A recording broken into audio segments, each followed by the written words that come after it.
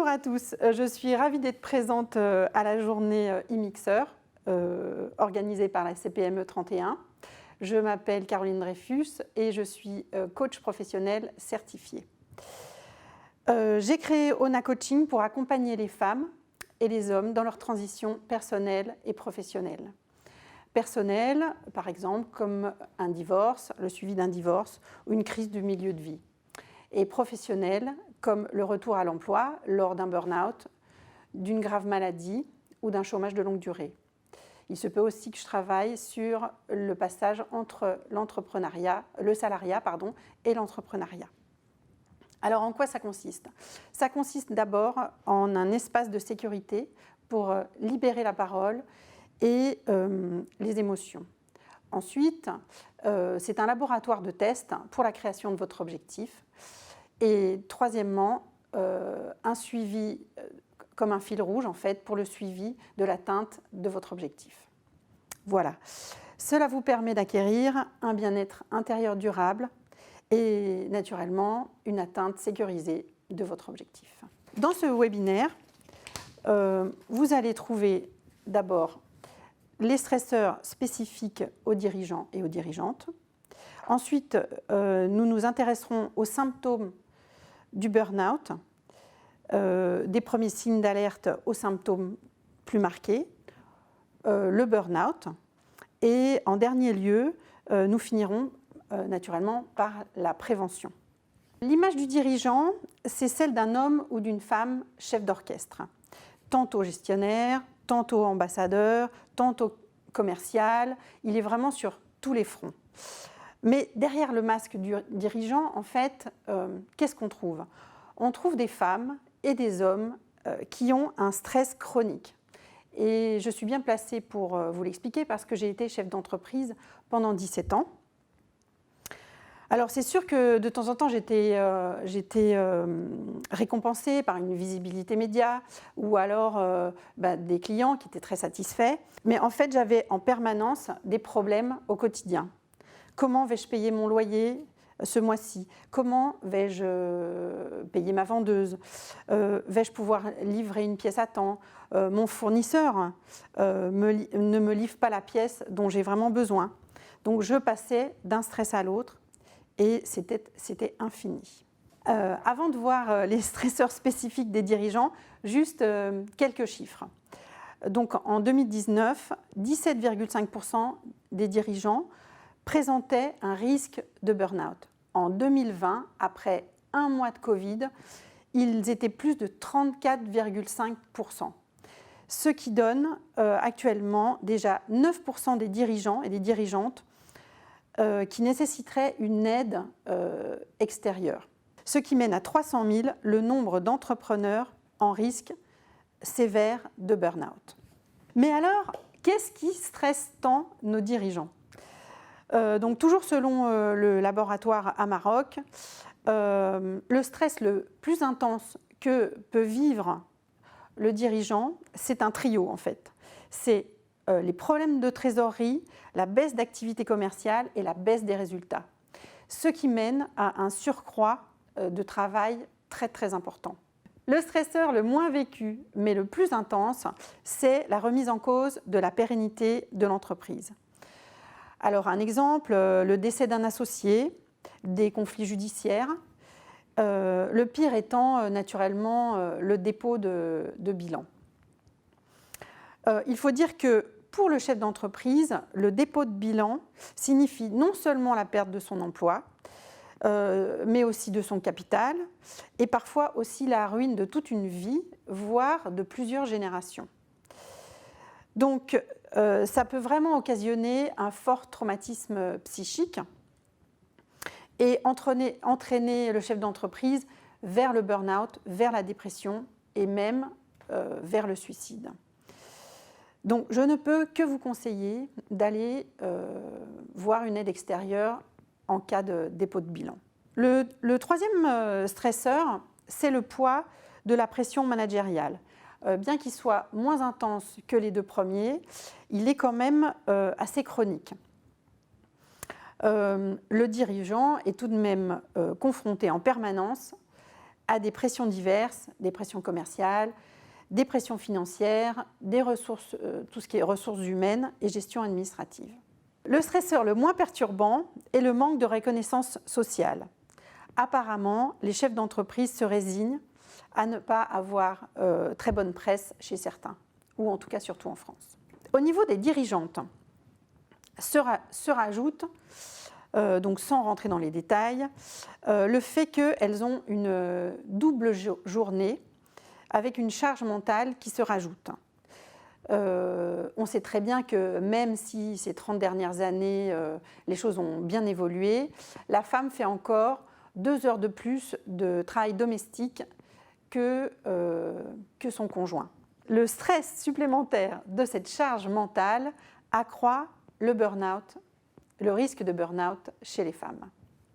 Comment reconnaît-on qu'on est sur une mauvaise pente, en fait? Donc les premiers signes sont d'abord l'altération du sommeil.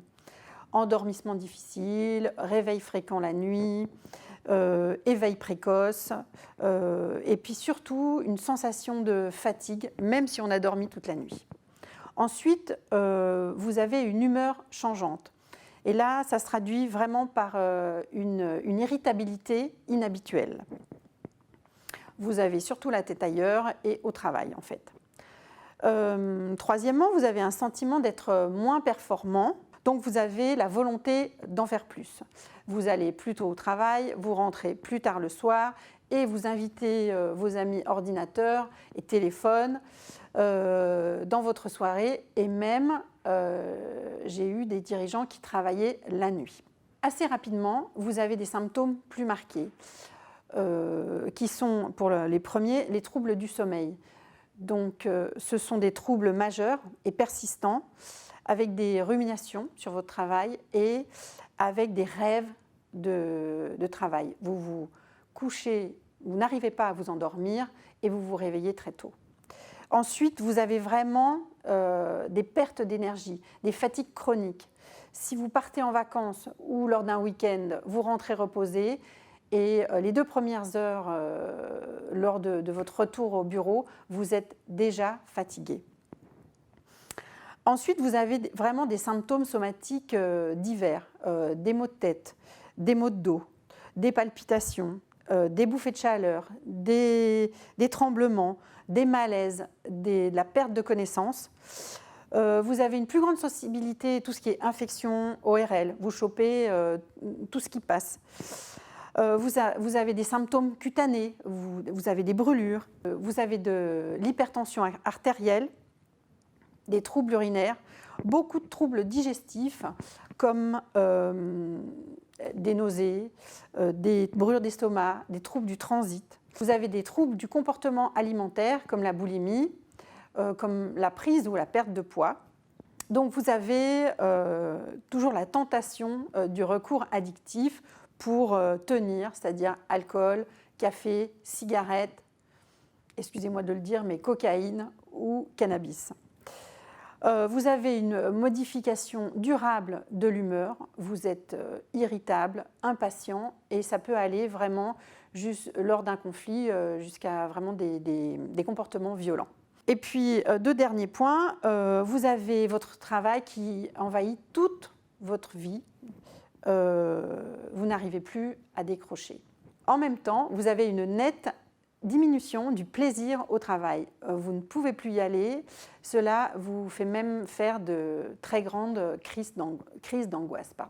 Si vous n'allez pas chez le médecin à ce stade, c'est que vous êtes dans un état de déni persistant, et ça arrive d'ailleurs assez souvent, car on n'est plus capable à ce stade-là de prendre du recul, de prendre un vrai recul sur comment on se comporte en fait. Donc on observe alors la phase d'un syndrome d'épuisement professionnel sévère, dont la définition de l'OMS est un syndrome résultant d'un stress chronique au travail qui n'a pas été correctement géré. Désormais constitué du trio épuisement émotionnel, physique et mental, dépersonnalisation et perte d'efficacité professionnelle. Alors, épuisement physique, mental et émotionnel. Comment ça se passe? D'abord, vous ne pouvez plus retourner travailler car vous êtes fatigué constamment et vous passez votre temps à dormir. Outre cela, cela se traduit aussi par une sensation de froideur qu'on a en nous, comme si on avait un vide intérieur. Ou alors un trop-plein. On ne supporte plus la moindre émotion supplémentaire. Donc ça, c'est vraiment l'épuisement. Ensuite, nous avons la dépersonnalisation. Donc ça, c'est plutôt la relation par rapport à l'autre. Elle devient complètement déshumanisée. C'est vraiment une absence d'empathie par rapport à vos collaborateurs, par rapport à vos clients, par rapport même à votre famille. Et ça contraste vraiment avec vos habitudes. Donc nous avons à ce moment-là une irritabilité permanente. Vous êtes à fleur de peau. Et là aussi, ça peut vraiment aller jusqu'à des colères, des insultes et de la violence. Troisièmement, vous avez la perte d'efficacité professionnelle. L'épuisement mental et émotionnel et la déshumanisation constituent le noyau dur en fait du burn-out et se rajoute en troisième lieu cette perte d'efficacité professionnelle. Alors comment se sent-on? D'abord, c'est un vécu subjectif. Il est marqué par une perte d'envie d'aller au travail. Vraiment, on se sent nul, on se sent has-been, on ne se sent absolument plus capable de gérer professionnellement. Alors, comment faire pour ne pas en arriver à ce stade? Donc, le laboratoire à Maroc nous dit clairement que la santé du dirigeant est le premier capital immatériel de l'entreprise. Et plus la taille de l'entreprise est petite, plus sa bonne marche est liée naturellement à la santé du dirigeant. Alors, comment procède-t-on? Tout d'abord, investissez en vous-même. Qu'est-ce que je veux dire par là? Apprenez à vous responsabiliser par rapport à votre santé. D'abord, adoptez une hygiène de vie suffisante. Essayez de bien dormir, de bien manger, de faire un minimum de sport. Ensuite, allez faire des check-ups réguliers chez votre médecin. Et troisièmement, pour rompre la solitude que connaît le dirigeant ou la dirigeante, allez chez un professionnel pour faire des débriefings réguliers. Soit un coach, soit un psy, soit un mentor. Il faut que vous laissiez tomber le masque du dirigeant et que vous osiez parler en tant que personne. Deuxièmement, apprenez à agir sur votre stress. J'entends souvent des dirigeants et des dirigeantes me dire « Oui, non, mais je suis comme ça, de toute manière, ça ne va servir à rien ». Avec des outils spécifiques, vous pouvez vraiment agir sur vos émotions, vos pensées et naturellement vos comportements face au stress. Vous pouvez aussi agir sur votre temps de travail pour l'optimiser et donc plus vous reposer.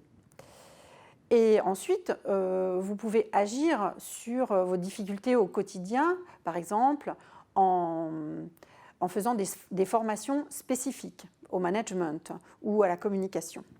Voilà comment vous pourrez agir sur votre stress efficacement. Troisièmement, apprenez à vous protéger. Apprenez à vous entourer de personnes ressources et non de personnes anxiogènes. Protégez-vous de la surcharge de travail en sachant dire non. Non à des réunions qui vous sont inutiles, par exemple, ou non à certaines sorties qui ne servent à rien. Offrez-vous des sas de décompression, c'est-à-dire des pauses après chaque événement stressant. Soit en faisant de la cohérence cardiaque, soit en faisant de la petite méditation ou en écoutant de la musique, par exemple. Ensuite, gérer les informations polluantes, comme les mails qui ne vous servent à rien, le téléphone qui va sonner intempestivement. Voilà, ce genre de choses. Et surtout, agissez sur la communication anxiogène, c'est-à-dire tout ce qui est médias, journaux, qui ne parlent en fait que des mauvaises nouvelles. Comme vous avez investi en vous-même, investissez dans les autres. Donc de deux façons, apprenez à déléguer et à responsabiliser vos collaborateurs. En cas de maladie, ils pourront vous seconder efficacement. Ensuite, rapprochez-vous de tout ce qui est réseau de soutien, chambre de commerce ou alors syndicats professionnels comme la CPME 31, des experts comptables qui vont pouvoir vous expliquer et aussi vous aider en cas de problème. Et un dernier point, on n'est jamais plus fort que le burn-out. Alors, soyons humbles et quand vous commencez à sentir les premiers signes de burn-out, allez consulter. En conclusion, vous méritez de prendre soin de vous, cela ne va pas nuire à votre image. Voilà, merci pour tout et à bientôt.